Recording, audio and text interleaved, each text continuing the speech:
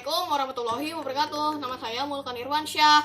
Kali ini saya akan menjelaskan tentang dampak pemanasan global serta usaha-usaha menanggulangi pemanasan global. Sebelum kita membahas tentang dampak pemanasan global, kita harus mengetahui dulu pengertian dari pemanasan global. Apa itu pemanasan global? Pemanasan global adalah adanya proses peningkatan suhu rata-rata atmosfer, laut, dan daratan bumi. Ada beberapa faktor yang menyebabkan terjadinya pemanasan global. Di antaranya seperti emisi CO2 yang berasal dari pembakaran bahan bakar fosil sebagai pembangkit tenaga listrik, emisi CO2 yang berasal dari gasolin sebagai bahan bakar alat transportasi, serta penebangan hutan. Setelah kita mengetahui pengertian dan faktor penyebab dari pemanasan global, selanjutnya kita akan membahas dampak pemanasan global. Yang pertama, temperatur bumi menjadi semakin tinggi. Di beberapa wilayah mungkin temperaturnya menjadi lebih tinggi dan di wilayah lainnya mungkin tidak. Selanjutnya, yang kedua, tingginya temperatur bumi dapat menyebabkan lebih banyak penguapan dan curah hujan secara keseluruhan. Tetapi, masing-masing wilayah akan bervariasi. Beberapa menjadi basah, bagian lainnya kering.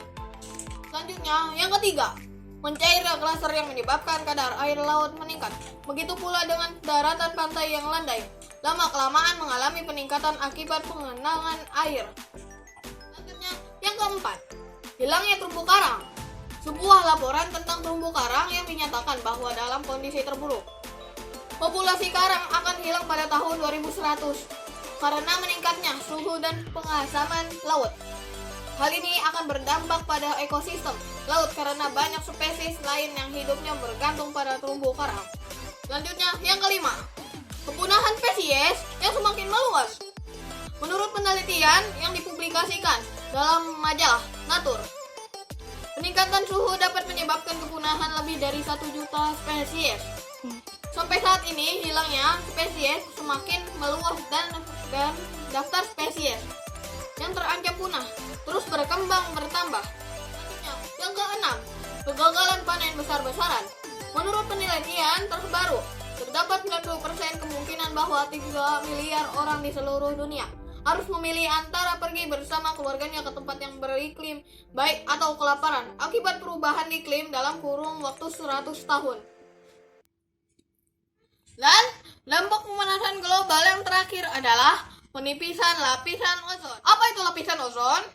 Lapisan ozon adalah salah satu lapisan atmosfer yang berada di dalam lapisan stratosfer, yaitu sekitar 17-25 km di atas permukaan bumi.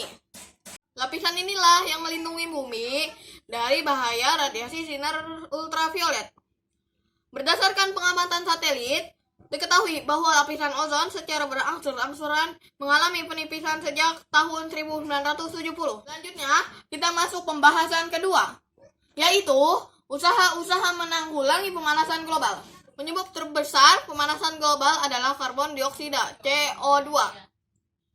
Besarnya penggunaan bahan bakar fosil seperti minyak dan batu bara yang dibakar untuk aktivitas manusia akan menyumbangkan peningkatan CO2 di udara.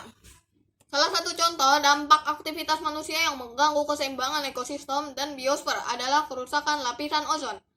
Selanjutnya, saya akan membahas sedikit tentang beberapa usaha yang dapat dilakukan untuk menanggulangi pemanasan global.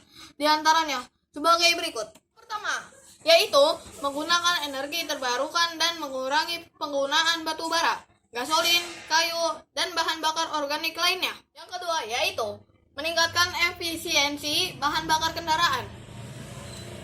Salah satu cara termudah untuk melakukannya adalah mengurangi tingkat penggunaan bahan bakar dalam kehidupan sehari-hari. Yang ketiga yaitu mengurangi deforestation atau dalam bahasa Indonesia disebut penebangan liar. Penebangan liar adalah kegiatan penebangan, pengangkutan, dan penjualan kayu yang tidak sah atau ilegal. Yang keempat yaitu mengurangi penggunaan produk-produk yang mengandung klorofluorokarbon dengan menggunakan produk-produk yang ramah lingkungan. Contoh produk ramah lingkungan diantaranya yaitu panel surya untuk menyerap energi matahari, biogas yang berasal dari kotoran hewan, ataupun kincir angin yang dapat digunakan untuk menghasilkan energi listrik. Yang kelima yaitu mendukung dan turut serta pada kegiatan penghijauan. Penghijauan merupakan segala daya untuk memulihkan, memelihara, dan meningkatkan kondisi lahan kosong di luar kawasan hutan. Penghijauan ini sangat baik jika diterapkan di lingkungan perkotaan, agar dapat menjaga kestabilan lingkungan dan menghindari pencemaran.